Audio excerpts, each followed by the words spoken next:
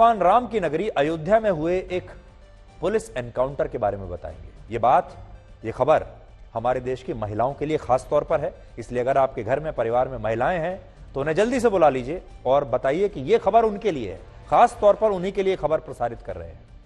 यह एनकाउंटर जो हुआ यह 3 अपराधियों के साथ हुआ है, जिन्होंने एक महिला कांस्टेबल के साथ पहले छेड़खानी की और उसके आपत्ति करने पर फिर उसे बेरहमी से पीटा।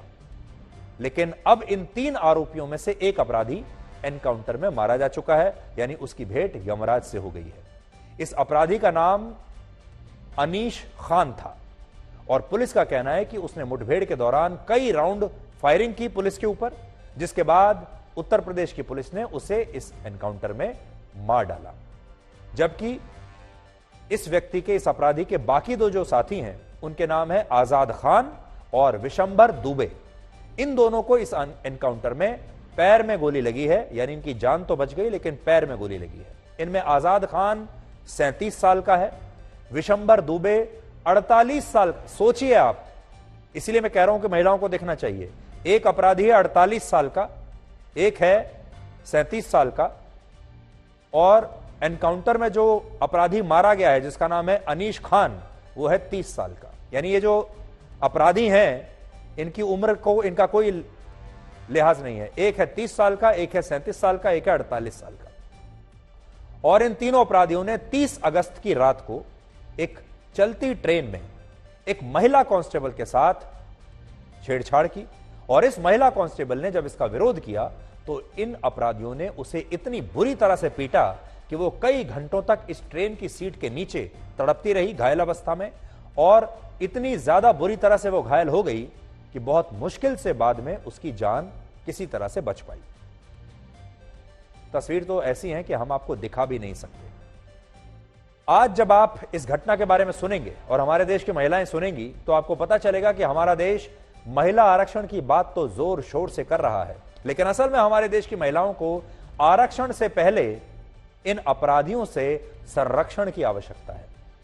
30 अगस्त को यह महिला कांस्टेबल जब अपनी ड्यूटी के लिए एक ट्रेन से गोंडा जिले के मनकापुर जा रही थी, तब कुछ लोगों ने अयोध्या रेलवे स्टेशन आने से पहले इस महिला पर हमला कर दिया। उस समय रात के लगभग 11 बज रहे थे। आगे बढ़ने से पहले जरा कल्पना करके देखिए, हमारे देश में जो महिलाएं इस समय हमें देख रही हैं, कल्पना कीजिए रात के 11 बजे आप एक ट्रेन में अकेले जा रही हैं और 3 अपराधी आपके ऊपर हमला कर दें। पहले आपके साथ छेड़छाड़ करें, दुर्व्यवहार करें और फिर आपकी बुरी तरह से पिटाई करें। रात के 11 बज रहे थे, इसलिए यह ट्रेन अयोध्या स्टेशन आने से पहले काफी हद तक खाली हो चुकी थी, और जिस बोगी में यह महिला कांस्टेबल बैठी थी वहां ये तीनों आरोपी अपने मोबाइल फोन पर उसके सामने ही कुछ आपत्तिजनक वीडियोस देख रहे थे। यह हमारे देश की एक बहुत बड़ी समस्या बन चुकी है। महिला सामने बैठी है, चाहे बस हो, चाहे ट्रेन हो, बाजार हो, टैक्सी हो, ऑटो हो, कुछ भी हो, कोई जगह हो, मायने नहीं रखता। महिला सामने बैठी है और कुछ पुरुष जानबूझकर उसके सामने आपत्तिजनक वीडियोस देखते हैं।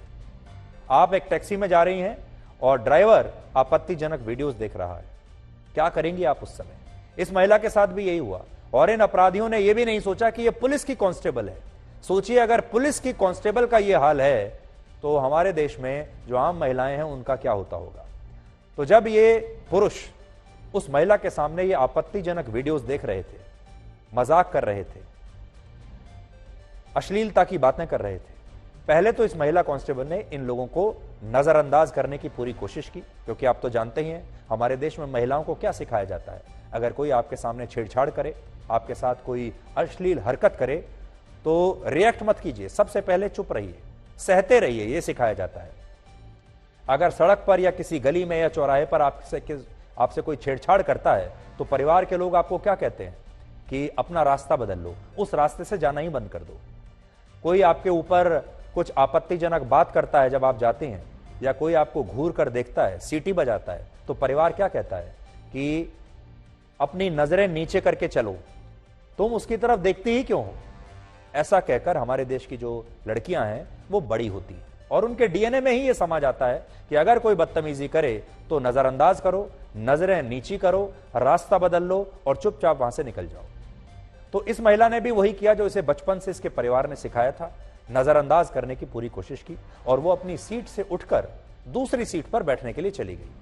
लेकिन ये आरोपी उसका पीछा करते हुए फिर वहां भी पहुंच गए और फिर उसके साथ दोबारा से छेड़छाड़ करने लगे और बोगी खाली थी। इन अपराधियों को पता था कि कोई बचाने के लिए आएगा नहीं। रात में 11 बजे का समय था और जब इस महिला कांस्टेबल ने इसका विरोध किया तो इन आरोपियों ने उसे बहुत ही बेरहमी से पीटा और तब तक पीटा जब तक कि वो बेहोश होकर नीचे नहीं गिर गई और कई घंटों तक वो ऐसे ही पड़ी रही। इसके बाद इन अपराधियों ने इस महिला कांस्टेबल को ट्रेन की एक सीट के नीचे धकेल दिया और वहां से फरार हो गई। कई घंटों तक यह महिला इसी तरह ट्रेन में तड़पती रही। यह मामला इतना बड़ा और गंभीर हो गया कि इलाहाबाद हाई कोर्ट के चीफ जस्टिस ने इस पर स्वतः संज्ञान लेते हुए 4 सितंबर को रात 12 बजे रात में अदालत खोलकर इस मामले की सुनवाई की। यह अच्छी बात है। देखिए, रात में 12 बजे चीफ जस्टिस ने सुनवाई की इस मामले की, वो भी स्वतः संज्ञान लेकर, और आरोपियों की जल्द गिरफ्तारी के निर्देश दिए। और आज घटना के पूरे 23 दिन के बाद इन 3 आरोपियों में से एक आरोपी को एनकाउंटर में मार डाला गया, जबकि 2 आरोपी पैर में गोली लगने से घायल हैं। मुख्य आरोपी बताया जा रहा मोहम्मद अनीस खान पुलिस की मुठभेड़ में ढेर हो गया है। ये उसकी मोटरसाइकिल है जो यहां पे गिरी है और इसके बाद वो यहां पे भागा है। ये क्षेत्र थाना पूरा कलंदर में पड़ता है। बताया जा रहा है कि उसने पुलिस पर जवाबी फायरिंग की, जिसके जवाब में पुलिस और एसटीएफ की टीम ने भी फायरिंग की और अंततः जो गोली लगी अनीस खान को, उससे उसकी मौत हो गई। हालांकि उसे अस्पताल ले जाया गया था, लेकिन वहां पहुंचकर डॉक्टरों ने उसे मृत घोषित कर दिया। इसका स्वतः संज्ञान भी माननीय उच्च न्यायालय प्रयागराज ने किया था। बीती रात एक दबिश दी, उस पूरे क्षेत्र की घेराबंदी की गई तथा सुबह फिर 5 बजे के करीब अयोध्या के पूरा कलंदर क्षेत्र में ही पुनः पुलिस के साथ मुठभेड़ हुई, जिसमें अनीश घायल हुआ, जिसे स्थानीय अस्पताल में ले जाया गया, जहां इलाज के दौरान उसकी मृत्यु हो गई। आपको याद होगा, इससे पहले उत्तर प्रदेश के अंबेडकर नगर जिले में भी ऐसी ही घटना हुई थी, जिसमें 3 आरोपियों ने स्कूल से लौट रही एक 16-17 साल की छात्रा का दुपट्टा खींचकर उसे अपनी बाइक के नीचे कुचलकर मार दिया था। ये जो बच्ची थी, ये साइकिल पर जा रही थी, पीछे पीछे अपराधी मोटरसाइकिल पर इसका पीछा कर रहे थे।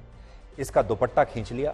दुपट्टा खींचने की वजह से साइकिल से गिरी और उसके बाद पीछे से एक और ऐसा ही मन चला, मोटरसाइकिल से आ रहा था और फिर उसको कुचल दिया।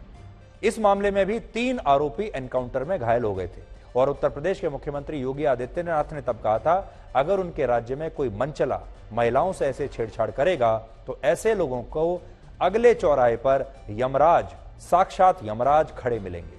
और यह बयान आज उत्तर प्रदेश के अपराधियों को खास तौर पर सुनना चाहिए, लेकिन देश में और भी जो अपराधी हैं जो इस तरह के मंशा रखते हैं, उन्हें भी ये बयान ध्यान से सुनना चाहिए। और ये जो तस्वीर आप देख रहे हैं, ये असल में उन्हीं अपराधियों की है।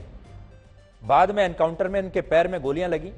ये वो अपराधी थे जिन्होंने दुपट्टा खींचा था। ये दुपट्टा खींचने वालों का जब ये हाल होता है तो हमारे देश की जनता तालियां बजाती है, हमारे देश की जनता खुश होती है इनका ये हाल देखकर। और ये तस्वीरें बार बार हम क्यों दिखाते हैं? ताकि हमारे देश की महिलाएं, हमारे देश की लड़कियां इन तस्वीरों को देखें और उन्हें भी ये देखकर संतोष मिलेगा। हम लोगों ने पहले कहा है कि कानून प्रत्येक नागरिक को सुरक्षा प्रदान करेगा, लेकिन राह चलती हुई किसी बेटी के साथ अगर किसी ने छेड़छाड़ करके उसकी सुरक्षा में सेंध लगाने का कार्य किया तो अगले चौराहे पर उस सोहदे का इंतजार यमराज कर रहा होगा। उसको फिर यमराज के यहां भेजते तो कोई रोक नहीं पाएगा।